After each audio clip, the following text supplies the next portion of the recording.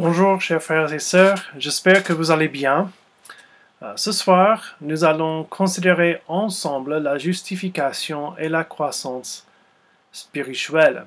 Et cette étude, je vous rappelle, fait partie d'une série d'études sur la croissance spirituelle et on a commencé par le lien entre notre croissance spirituelle et notre salut. Mais notre salut est bien sûr multidimensionnel. Je vous rappelle qu'on a regroupé l'étude en 5 parties.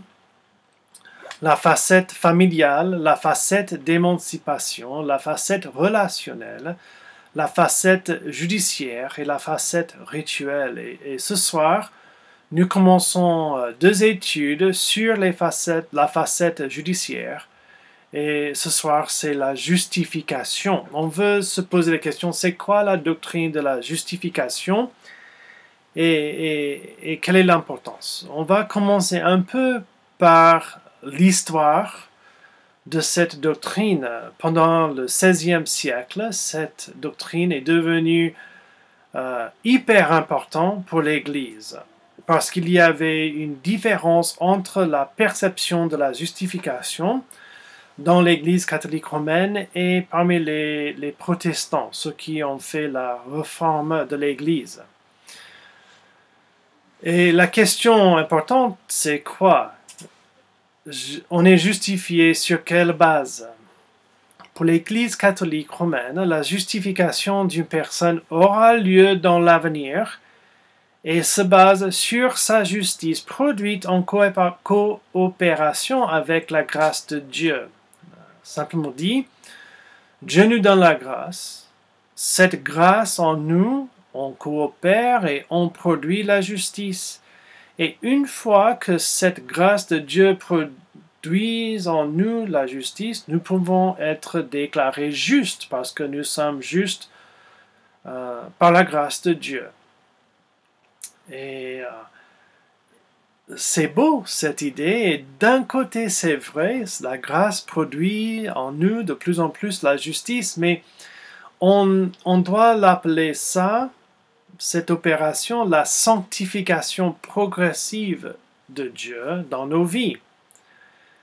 Mais est-ce que la déclaration que nous sommes justes, cette déclaration est-elle basée sur la justice en nous-mêmes?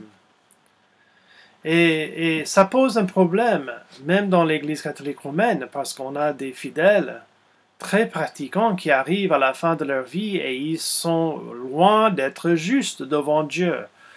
C'est pourquoi il faut avoir la doctrine du purgatoire, ou cette idée d'un trésorier de mérite qui est rempli de la grâce, des mérites des chrétiens, des saints et de Jésus-Christ pour nous justifier devant Dieu. Par contre, nous avons les protestants, nous, qui disent que la justification d'une personne a lieu au présent par l'imputation de la justice de Jésus au compte d'une personne qui met sa foi en Jésus seul. On ne parle pas de l'avenir, on parle du présent. On ne dit pas que la grâce produit en moi la justice et donc je peux être justifié. On dit que non, la justice de Jésus est imputée à mon compte et Dieu me regarde comme je suis juste en Jésus-Christ, donc il me déclare juste basé sur l'imputation de la justice de Jésus. Que dit la Bible? Bon, première observation que nous pouvons faire ensemble, c'est que Paul parle de la justification comme quelque chose qui s'est déjà passé dans la vie d'un croyant. On n'attend pas la future, et donc, qu'est-ce qu'on dit? Étant donc justifié par la foi, quelque chose qui s'est passé dans le passé et qui a des ramifications présentes, nous avons la paix avec Dieu par notre Seigneur Jésus-Christ. C'est Romains 5, chapitre 1. Juste une observation. C'est pas l'avenir, c'est quelque chose qui s'est passé avec les effets présents. Deuxième observation. Paul affirme à plusieurs reprises qu'une personne est justifiée par sa foi sans ses œuvres. Et pourquoi ça c'est important? Parce que c'est quoi la justice? C'est notre respect à la loi. Si on fait toujours ce que dit la loi, nous sommes parfaitement justes.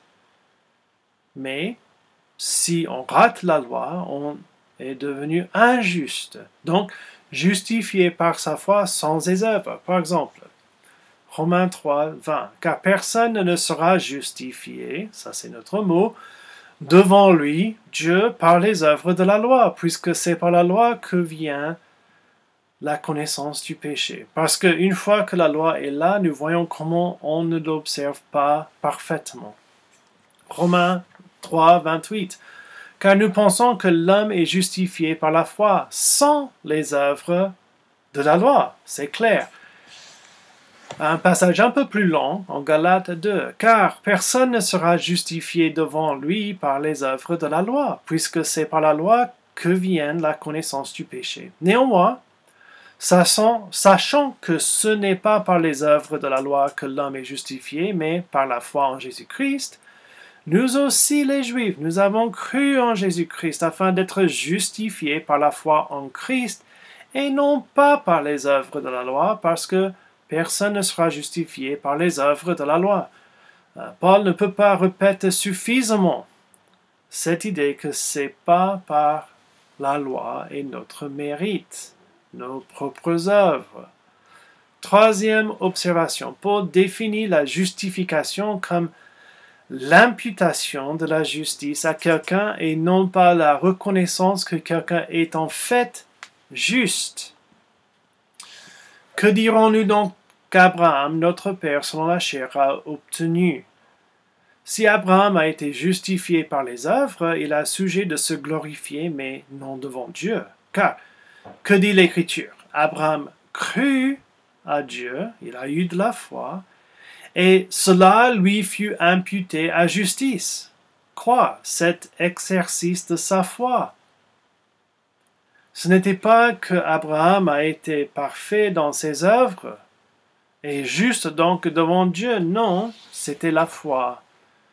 Or, à celui qui fait une œuvre, le salaire est imputé non comme une grâce, mais comme une chose due. Et à celui qui ne fait point d'œuvre, mais qui croit en celui qui justifie l'impie, sa foi lui est imputée à justice. Abraham n'était pas un homme parfait. Il n'était pas un homme juste. Nous avons des récits qui montrent comment il a menti, il a fait l'adultère, il y a eu des péchés chez lui. Mais quand même, par la foi en Dieu et ses promesses, il a été déclaré juste parce que la justice a été imputée chez lui par Dieu, par sa grâce, selon sa grâce et uniquement par la foi. Quatrième observation.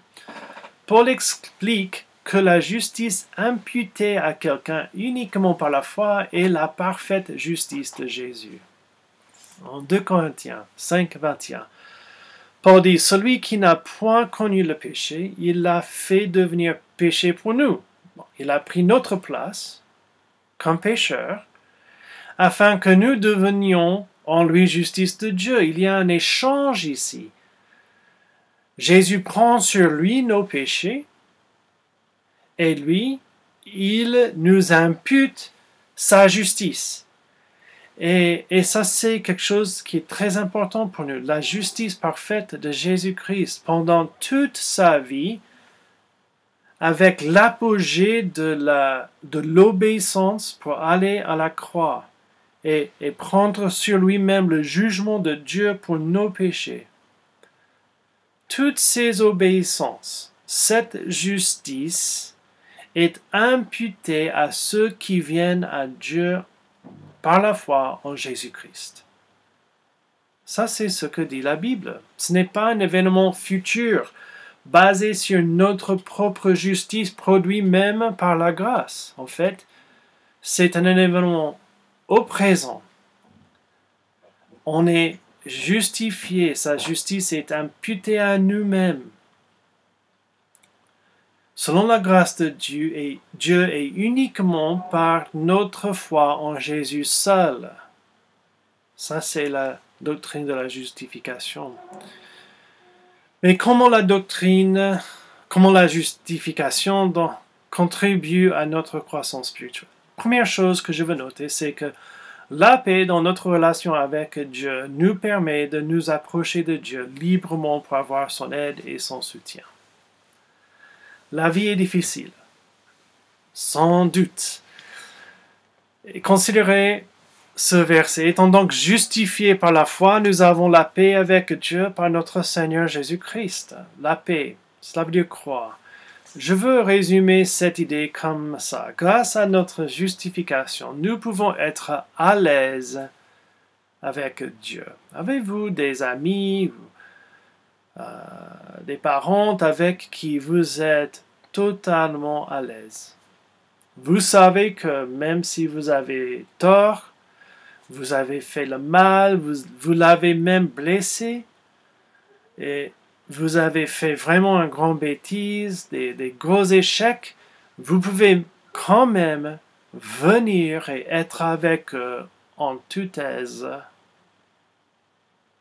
et recevoir toutes les bonnes choses de l'amour, l'encouragement, la consolation.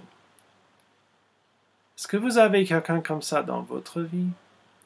Est-ce que vous, en tant que chrétien ou chrétienne, est-ce que vous avez cette aise avec Dieu? Il connaît déjà tous vos défauts. Et par la foi, vous êtes justifié devant lui. Donc, vous êtes couvert par la justice de Jésus-Christ. Quand il vous regarde, il regarde la justice de Jésus-Christ. Est-ce que vous avez ce sentiment d'être à l'aise avec lui? Sinon, ce qui vous bloque, c'est pas la vérité, mais c'est le contraire. En fait, vous avez le droit. Vous êtes justifié. Vous pouvez y aller et être devant Dieu. Ça, c'est important pour nous. Nous pouvons avoir cette aise parce que nous avons la paix grâce à la justification. Deuxième chose, la joie dans toutes nos circonstances nous garde du découragement qui nous pousse à abandonner la foi. Juste après, nous avons la paix grâce à Jésus à qui nous devons d'avoir eu par la foi accès à cette grâce. C'est quelle grâce? C'est la paix par la justification, dans laquelle nous demeurons fermes et nous nous glorifions même dans l'espérance de la gloire de Dieu. Nous avons beaucoup de joie dans cette espérance de participer à la gloire de Dieu.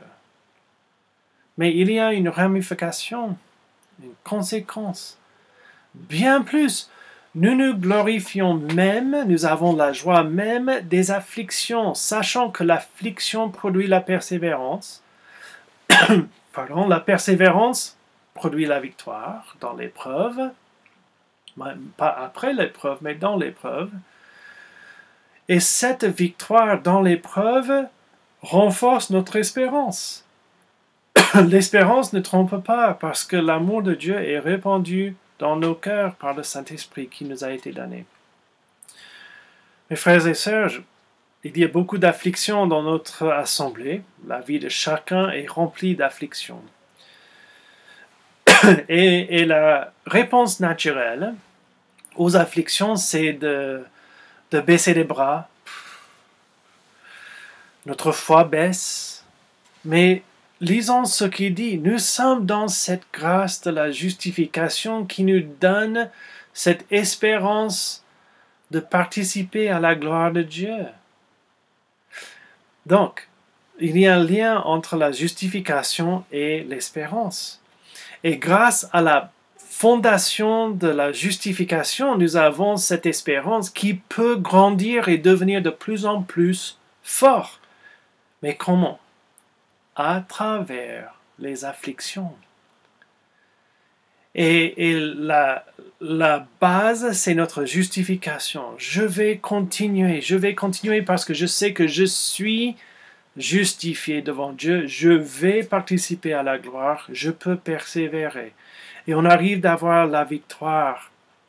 Et cette espérance qui a produit la persévérance, qui nous donne la victoire, cette espérance devient plus grande. Et elle reste sur croix, notre justification.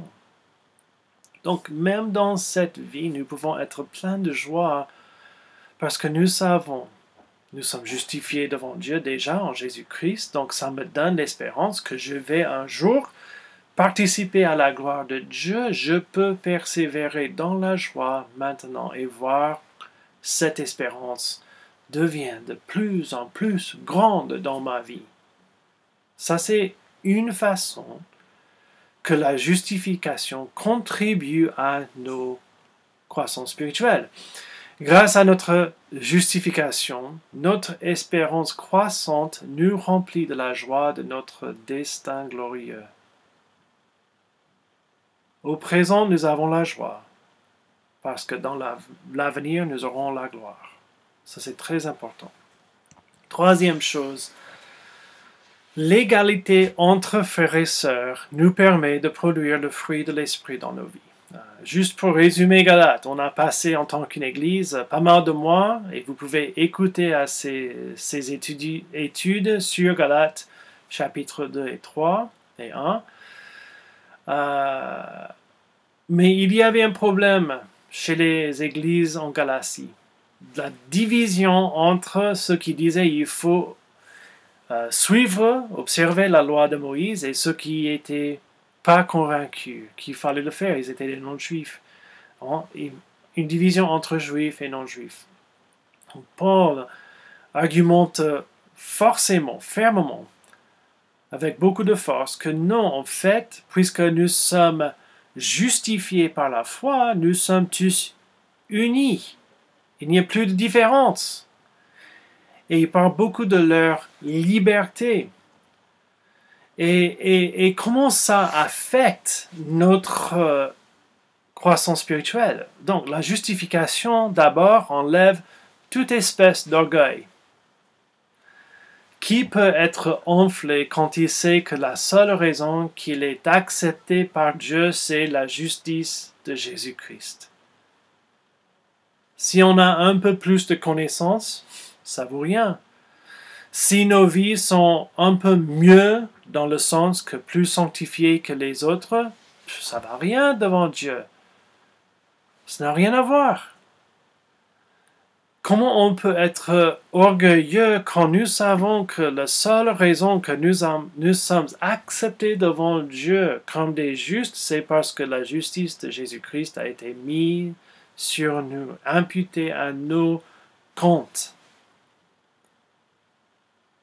Ça, c'est une façon, parce que la justification contribue à la croissance spirituelle, parce que quand nous n'avons plus cet orgueil, je suis mieux, je suis pas mal, c'est là, dans l'humilité, que l'esprit commence à produire son fruit. De l'amour, de la joie, de la patience, de douceur et toutes ces choses. Ensuite, la justification enlève l'esprit de compétition. Par nature, nous faisons la compétition entre nous.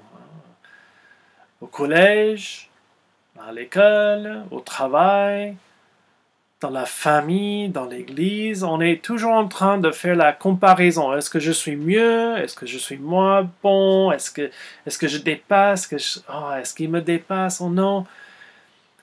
Quand nous avons cet esprit de compétition, on a beaucoup de disputes, de divisions, de problèmes qui sont les œuvres de la chair et pas le fruit de l'esprit. Mais quand nous disons nous sommes tous justifiés, on ne peut pas être plus justifié que l'autre personne. On ne peut pas avoir plus de la justice de Jésus imputée chez moi que chez un autre. Non. On est tous égaux. Homme, femme, esclave, maître, juif, non-juif, pas de différence. On est tous justifiés, donc on n'a plus cet esprit de compétition, on est libre de grandir chacun et chacune. La justification enlève toute espèce de jalousie et d'envie. Ça, c'est un peu l'autre côté. On a des personnes par nature qui ont un manque de confiance en soi. Ils sont toujours en train de regarder et penser que les autres sont plus forts, ils ont plus de bénédictions, ils ont plus de ça, plus de ça, plus de ça. Et ça crée dans le cœur cette idée de jalousie et d'envie. Je veux être comme eux, comme elle. Et pas parce qu'il veut suivre cette personne, parce que cette personne suit le Christ. Il y a une espèce de jalousie. Et attention, si vous avez un manque de confiance en vous-même, c'est une bonne chose. Il n'y a rien là pour avoir confiance. Il faut mettre votre confiance dans la justice de Jésus-Christ. Pleinement, totalement. Tout le temps. Et quand vous commencez à dire, mais je suis moi, bon, d'accord, peut-être c'est vrai, peut-être c'est pas vrai. Mais ce qui compte, c'est la justice de Jésus-Christ. Et c'est dans cette confiance, je suis accepté avec Dieu en raison de la justice de Jésus-Christ. Ah, maintenant, vous pouvez croître en Jésus-Christ. Et quatrième chose, on a l'immunité du jugement humain nous permet de servir le Seigneur en toute liberté. Qu'est-ce que je veux dire? Bien sûr, je ne veux pas dire qu'on ne peut pas être critiqué par les autres chrétiens. On ne peut pas être repris. On fait des erreurs. On a des fautes. On est en tort. On pêche. Mais dans le contexte d'un chrétien, on va lire ce passage. Ainsi, qu'on nous regarde comme des serviteurs de Christ et des dispensateurs des mystères de Dieu. Du reste, ce qu'on demande des dispensateurs, c'est que chacun soit trouvé fidèle. Pour moi, il m'importe fort peu d'être jugé par vous, ou par un tribunal humain. Je ne me juge pas non plus moi-même, car je ne me sens coupable de rien, mais ce n'est pas pour cela que je suis justifié. Celui qui me juge, c'est le Seigneur. C'est pourquoi ne jugez de rien avant le temps, jusqu'à ce que vienne le Seigneur, qui mettra en lumière ce qui est caché dans les ténèbres et qui manifestera les desseins des cœurs. Alors chacun recevra de Dieu la louange qui lui sera due. Contexte historique. Il y avait des divisions dans l'Église, des partis différentes. Moi, je suis pour Paul, je suis pour Céphas, je suis pour Apollos, je suis pour Christ. Et la plupart étaient pour eux-mêmes. Et ils critiquaient, ils jugeaient les uns les autres. Et Paul dit non, on ne peut pas faire ça. Parce que, pour deux raisons. D'abord, on sait que dans l'avenir, c'est le Seigneur qui va tout juger. Et on sera, à ce temps-là, on sera mieux les desseins de chacun, de chacune, les motivations et tout cela. Mais en dessous de tout cela, il y a cette idée que on ne peut pas même juger nos propres motivations et nous déclarer justes parce que ce n'est pas nous qui jugeons. Ce n'est pas à nous de juger ou de rendre juste, de déclarer juste. C'est quoi? C'est Dieu. Et l'application pour moi, c'est assez clair. Grâce à notre justification, nous servons Dieu sans garder un œil sur l'applaudissement de l'homme, l'autosatisfaction y compris. Qu'est-ce que je veux dire? On est trop tenté. On a une tendance de faire ce que nous faisons avec l'œil sur les autres. Est-ce qu'ils pensent que je fais un bon travail ou non? Est-ce que les autres autour de moi, dans la famille, au bureau, à l'église, à l'école, est-ce qu'ils pensent que je suis une personne qui travaille bien? Et ce n'est pas qu'on ne veut pas s'améliorer, on ne veut pas grandir dans comment nous faisons des choses, mais il y a cette idée que je cherche toujours l'applaudissement des hommes et des femmes autour de moi. Et ça oublie quelque chose. La motivation, c'est pas d'obtenir la justification de nous-mêmes, mais en fait, on est motivé parce que nous sommes déjà justifiés en Jésus-Christ. Je fais ce que je fais parce que Dieu m'accepte déjà. Je sais que je ne vais pas obtenir la justification devant Dieu par mes efforts. Si je fais bien, moi bien, plus bien, si je travaille d'une manière qui est très sage ou moins sage, ça, en fait, ça ne change pas grand-chose. Ça ne change rien. Devant Dieu, je suis accepté en Jésus-Christ.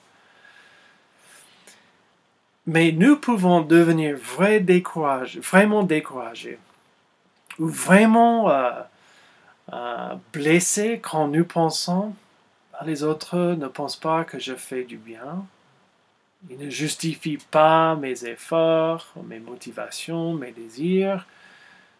Et on baisse les bras, on n'essaie plus. Ou parfois, ce qui est plus difficile, c'est qu'il y a cette voix dans nos têtes qui est toujours en train de dire vous n'êtes pas ce qu'il faut. Il fallait faire mieux que ça. Il fallait faire plus que ça.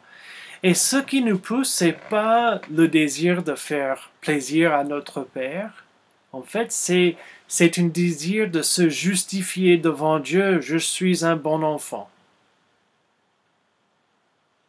Attention. On n'est justifié pas par nos efforts, pas par ce que nous faisons pour le Seigneur. En fait, on est justifié par l'imputation de la justice de Jésus-Christ uniquement par la foi en Jésus seul. Nous sommes libres de tout cela. Et c'est dans cette liberté de la justification que nous pouvons vraiment croître dans l'esprit. Parce que maintenant, nous ne faisons rien pour gagner quelque chose avec Dieu. La pression est levée de nos épaules. Nous sommes acceptés. Dans cette liberté, comment je peux vivre pour mon Seigneur? Et quand je chancelle, je suis plus bouleversé par mes péchés parce que je sais qu'en fait, je suis toujours accepté par Jésus-Christ. Je peux revenir vite, librement. Je suis à l'aise avec mon Père, le Dieu de l'univers, pour dire, je suis désolé. Soutiens-moi, aide-moi, console-moi. J'ai besoin de toi.